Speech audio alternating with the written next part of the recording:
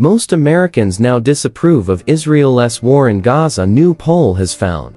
Some 55% disapprove of Israel's ongoing offensive in the besieged territory, while 36% approve. According to the Gallup poll released on Wednesday, it is the first time a poll has found that a majority of Americans do not support the war.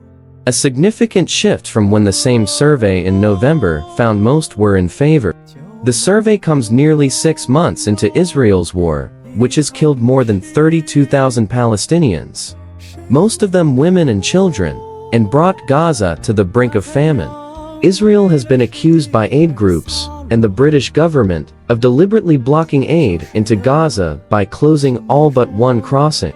The lack of food entering the besieged strip has brought more than 1 million people close to catastrophic hunger levels, according to the World Health Organization. United Nations Secretary General Antonio Guterres called it a moral outrage that Israel was blocking aid during a visit to the border last week. Israel's offensive was launched in response to a Hamas attack in southern Israel that killed 1,200 people. More than 200 people were kidnapped and taken back into Gaza. The Gallup survey, which was conducted from March 1 to 20, found a drop in support for the war among all three major party groups. The biggest decline was found among Democrats and Independents, which both saw an 18% drop. There was also a 7-point decline among Republicans. President Joe Biden's approval rating for his handling of the situation in the Middle East sank to its lowest ever, at 27%.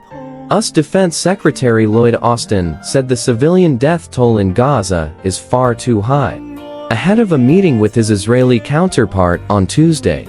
Speaking at the Pentagon just prior to a sit-down with Israeli Defense Minister Yoav Gallant, Mr. Austin also made an urgent call for Israel to increase the amount of aid it is allowing into Gaza to prevent a famine. In Gaza today, the number of civilian casualties is far too high, and the amount of humanitarian aid is far too low, he said. He added that Gaza is currently suffering a humanitarian catastrophe, and called for immediate increases in assistance to avert famine. The comments represent a rare public rebuke by the US of its close ally Israel.